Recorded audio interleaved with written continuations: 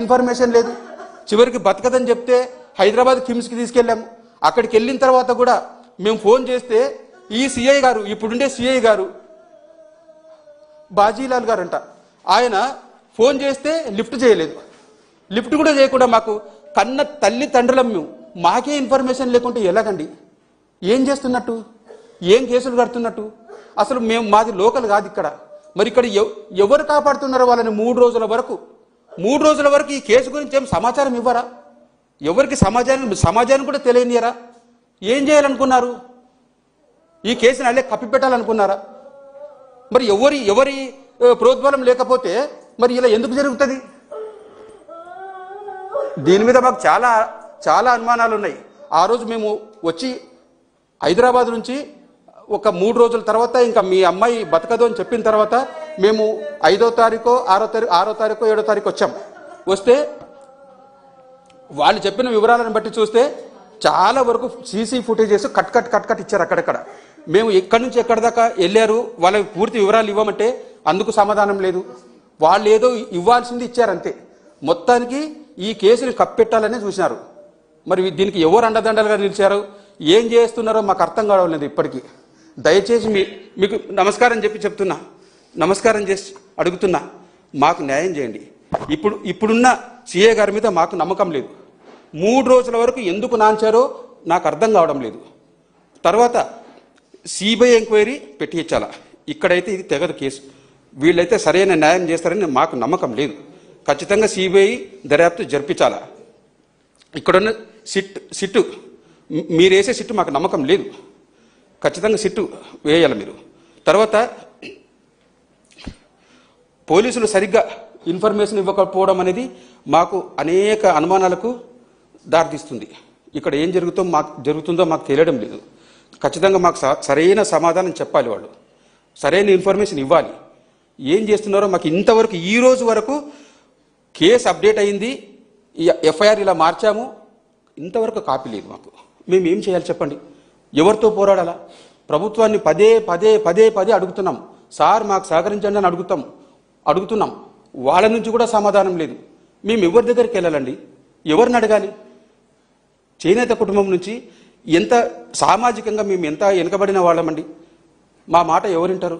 ఎవరో ఒకరు పెద్దలు కల్పించుకోకపోతే ఆ పోలీస్ స్టేషన్లో కానీ ఈ కేసుకు సంబంధించిన ఎవరెవరైతే దాని వెనుక ఉన్నారో పెద్దలు, వాళ్ళని ఎదిరించగలమా మేము? మాకు అంత శక్తి ఉందా? ఎవరో ఒకరు సహాయపడకపోతే మాకు న్యాయం ఎలా జరుగుతుందండి? వాళ్ళు ఆ రోజు గుద్దిన రోజు మందు తాగినారంటున్నారు. మందు తాగితే హిట్ ఇచ్చి మళ్ళీ హిట్ ఇచ్చి 3 సార్లు గుద్ది చంపడానికి తెలివి ఉందా లేదా? మరి తెలివి లేకపోతే అలా ఎందుకు చేస్తారు?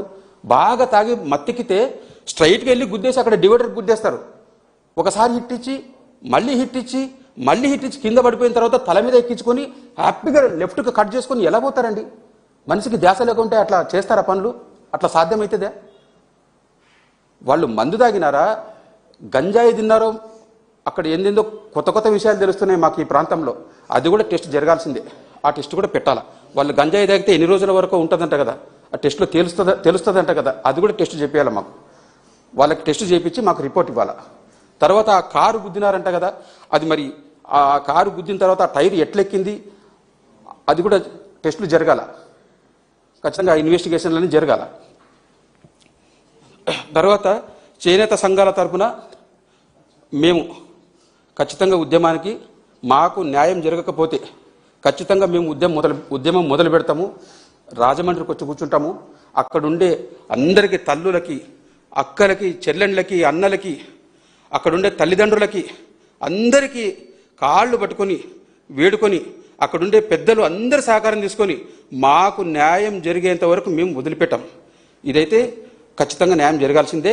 ఇలాంటి దుర్మార్గులను కఠినంగా శిక్షించి మరణశిక్షలు వేస్తేనే సమాజంలో మంచి మెసేజ్ ఇచ్చినట్లయితుంది. ఇంకొకరు ఇలాంటి పనులు చేయరు, సమాజానికి మంచి జరుగుతుందండి. ఈరోజు మాలాంటి తల్లిదండ్రులు ఎంతమంది ఏడవాలి? ఇట్లే జరుగుకుంటూ ఉంటే ఎంతమందికి మా కడుపు కొత్త విన్న వాళ్ళకి ఎంత అర్థమవుతుందో మీకు తెలియదు. ఎంత బాధ ఉంటుందో. అల్లారు ముద్దుగా మా బంగారు కొండని మేము పెంచుకున్నాం. 30 ఏళ్ళు పెళ్లి చూపులకి పిలిపిస్తే 2వ తారీఖు పెళ్లి చూపులు జరిగినాయండి అమ్మాయికి. ఆడపిల్లలు ఉండే తల్లిదండ్రులకు అందరికీ అర్థమవుతుంది మా బాధ ఎంతో. పెళ్లి చూపులు చూసుకొని మరుసటి రోజు రాజమండ్రికి వస్తే సాయంత్రంకంతా ఇట్లా గుద్ది చంపినారని తెలిస్తే మా గుండె ఎట్లా అల్లాడిపోతుంది. మేము మనిషిగా బతుకున్నాం కానీ మేము కూడా ఆమెతో పాటు చచ్చిపోయినట్లే. మాకు న్యాయం జరిగితే కొంత మేము బతికినట్లు. మాకు న్యాయం చేయండి. మాకు న్యాయం జరిగేంత వరకు మేము పోరాడతాం. అది సార్. సార్ అవును సార్.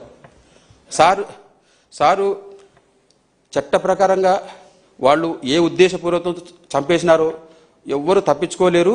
చట్ట ప్రకారంగా వాళ్లకు శిక్షలు పడేలాగానే మేము చేస్తాము. మీరేం భయపడొద్దండి, మీరేమి బాధపడొద్దండి అని చెప్పి మమ్మల్ని ఓదార్చడం జరిగింది సార్. అది సార్. అది వేస్తాం సార్. హైకోర్టుకి ఖచ్చితంగా వేయాల్సిందే కేసు అయితే హైకోర్టు. ఇక్కడ ఎందుకంటే ఇక్కడ మా లోకల్ కాదు, చూస్తుంటే పరిస్థితులు చాలా అనుమానాలకి దారితీస్తుంది. కాబట్టి ఖచ్చితంగా ఈ కేసు హైకోర్టుకి వేయాల్సిందే సార్. లేకపోతే మాకు న్యాయం జరుగుతుందని మేము అనుకోవట్లేదు. న్యాయం జరగని వారు కూడా సార్. అది సార్.